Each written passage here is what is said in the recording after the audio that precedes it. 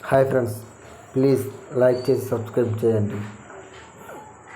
TDP, Janasena, BJP ఈ మూడు పార్టీలు కలిసి ఉమ్మడి మేనిఫెస్టోని విడుదల చేయాలనుకున్నారు.